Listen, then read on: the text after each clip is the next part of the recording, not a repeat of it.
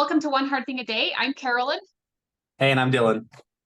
Today we're going to talk about the stages of change. I really like this concept because a lot of times we beat ourselves up or we beat our partner up or a friend up because we don't assume that change is being made.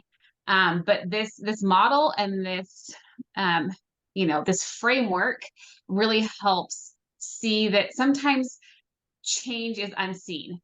The model we're referencing was developed in the 80s by James Prochaska and Carlo Di Clemente. And Dylan and I have kind of added some different concepts to that we've seen are some of those stages in the work that we do as therapists. Mm-hmm. Yeah, so we have 7 that we've identified. The original back in the 80s, they had 5. We've kind of separated some and added our own. So we have pre-contemplation, and we're going to break these down into further detail, but we have pre-contemplation, contemplation, preparation and determination, action, relapse, maintenance, and termination. And already from some of that language, you could deduce that there's a lot of space where change happens. So as we go through this, be thinking about that in the goals that you're setting and things that you need to work on or that you see in other people. Where are you at that stage of change in these different areas? So we'll start by going a little bit deeper into pre-contemplation, explaining what that is. So pre means before. Pre-contemplation means that these are parts of yourself that you're not really aware yet that may need to change. A good clue to see if someone is in pre-contemplation is they tend to be very defensive about their behaviors, and there's not really a lot of acknowledgement that a change needs to happen yet. And again, this is still part of that stage of change, or even that lack of awareness, that lack of understanding still counts within that. Yeah, and that lack of awareness, I like to also call kind of the seed planting stage, right? So someone, even though they're defensive or we're defensive or, we're not actually taking steps, a seed has been planted. And as that seed grows, then we enter the contemplation stage. So stage 2 is when we're like, oh, maybe this is an issue. Maybe this is something that I should address or work on. So it could be, you know what, I really do need to incorporate exercise into my life, or, oh, I need to speak more kindly to myself, or maybe I have been critical of my spouse and that's something I can work on, right? All of a sudden we start having these moments where we're contemplating, does this change apply to me and my life? So we acknowledge that change needs to happen, but we still are not doing anything to change it. We're still sorting it out, seeing how it fits with our values, our goals, the time we have, and we're just becoming more familiar and more comfortable with the idea that we do have to change. One thing as humans is we don't like change. We really like to stay comfortable, and change is hard and it pushes us. So sometimes we can be in this stage for quite a while. Yeah, I like to use personal examples. So to identify where I am in one of these things is I am terrible at maintaining a consistent sleep schedule. I don't go to bed at the same time every day. I have to wake up at the same time, but I don't go to bed at the same time. It's a mess. But I definitely am aware that I need to make better changes, but I am not at any point where I'm going to start committing to those changes. So I'm just contemplating right now, doing research, saying, okay, is this something I'm willing to take on right now? I've got little kids, so sleep is few and far between as it is. And so I'm just in that contemplation stage. And that can take us to our third stage, which is preparation and determination. We have a lot of videos that talk about determination as part of our One Hard Thing. This is where you're really getting ready to make that change. So again, if it's a diet, you're looking at, okay, what do I need to change in my diet? What kind of foods can I incorporate, or do I need to take out in order to be healthier? You're building up some of that momentum as you figure out, okay, well, let's ask a friend what they think, or I'm going to go find an expert online that is doing the same thing, and really build up and figure out, okay, this is how I want to start changing.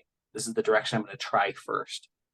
The next stage after that is where we actually begin to take action. So we know what we're going to do, right? We are going to eat healthier. We know that we need to eat a vegetable. We know that we're going to just go ahead and eat it at breakfast. We're going to just knock that out of the park, and we're going to eliminate dessert for, you know, 2 of our meals. We're going to just save dessert for the end of the day, right? We have that plan and we are actually doing it. A lot of what we teach here on One Hard Thing a Day is to get to that doing stage. This can be really, really difficult. Again, we like to be comfortable, so we can know we need to change and we can have an action plan. But taking these steps is, you know, is one thing that we really try to help encourage, because this is where we start seeing that change and that growth. Now, one thing that is important to remember is just because we have decided to change and we have the action plan and we're taking steps, that does not mean that we're going to be perfect in taking those steps. And so one of the next stages of change Dylan's going to talk a little bit more about is when we relapse. Yeah. Well, and I'm glad, Carolyn, that you used the word comfort. We like to be comfortable, and change is uncomfortable. It's work, it takes effort, it takes commitment. And so it can be very easy to fall back into those comfortable patterns, those familiar patterns. And that's really what that relapse is. We've taken action, maybe we've done good for a day or a week or a month, but then we kind of slip back and say, it's okay, I'll have a dessert, or I'll sneak a cookie, or whatever. And we find ourselves falling back into that comfortable pattern, and falling back into those old habits, or forgetting, I had this goal. I got so busy, I was in my day, and I completely forgot I even had that goal. And that can count as part of that relapse step, that relapse stage and change. After we've kind of vacillated between relapse and action, we then enter a stage that we call maintenance. Our maintenance stage is doing that action step, is becoming more consistent, right? We are relapsing. Maybe we're not relapsing for a long time, right? It's really easy for us to remember the choice that we've made. And it's, there's more space to fit it into our day, and we don't have to fight nearly as hard to remember to do that thing. And so, yeah, it's just, we notice that it's a little bit more steady, a little bit more consistent. As we build that maintenance, as it becomes easier, we get to this point where that change happens. We become the change that we were trying to do. So eventually that effort in doing that diet or doing that exercise, it becomes just a part of our day, and we feel weird when we don't do it. And what we call that stage is termination. So termination, not necessarily that we're stopping that habit, but that we're no longer in that process of change because the change has happened. We become a new person. We've integrated that piece, that new habit, into who we are. As you are going through these stages of change, I want you to have a lot of grace and compassion with yourself. Don't compare your change process to someone else. And don't make yourself stuck in certain parameters, right? Sometimes when we decide we're going to change, we put a lot of pressure on ourselves to like change by a certain time. But I know for me, like one change I implemented 2.5 years ago was I was going to squeegee my shower door every single time I got out. And now I'm to that point where it is an automatic process. I don't have to think about it. And if I skip it, I do feel weird and go back and do it. One other thing that I'm still working on is moving my body with intention every single day. I have done that for almost 2 years, but it is still something that I'm in that maintenance phase where I still have to think about it and make a conscious effort to do it. And it's really easy to forget it. And I've been doing those things the same amount of time. One, it only took me a few months to complete that stage of change. The moving my body with intention, still after 2 years, I'm not there. It has not become a part of me yet. So keep a lot of compassion, a lot of space for the time frame to look different. Yeah. Well, and I think you highlighted an important piece there in comparing those two different habits. Each of these stages, there's not necessarily a time limit of how long you're going to be in each one. That pre-contemplation stage can take years or even decades for some pieces that we struggle with. Sometimes that action stage, just getting started, is where we really get stuck. So we're constantly in that preparation, determination. We'll study, but we'll never actually act. So really looking at that and saying, you know what, if I'm in this stage, that's part of that change. And sometimes it's going to take you longer than other people. Sometimes it's going to be shorter.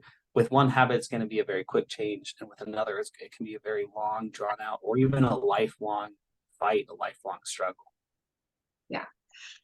So if you liked the content that we shared today, take a minute and subscribe to our page, like this video. Write down something that you feel like you either are ready to tackle, right? Is there something that's been stirring in your brain that you're at that contemplation stage and you're ready to prepare and take action? Or something that you feel like you have succeeded at, that you have become, right? You've terminated that change process. Yeah, go ahead and share that with us. If you recognize you're in one of those stages, tell us where you're at.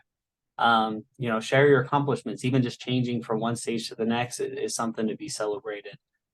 So we hope you found the content helpful. Again, subscribe if it was, share it with a friend, and we'll catch you next time. Bye.